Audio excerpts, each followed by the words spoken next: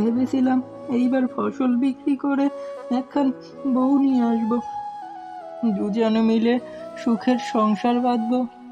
কিন্তু বেটা জমিদার সব স্বপ্ন, সব আশা ভঙ্গ করে দিয়ে আমার শেষ সম্বলটুকু কেড়ে নিল। এখন না আছে চাল আর না আছে চুলো, না খেতে পেয়ে মরার চেয়ে জঙ্গলের ক্ষুধার্ত বাঘের পেটে যাওয়াই ভালো। অন্তত বাঘের পেট তো ভরবে।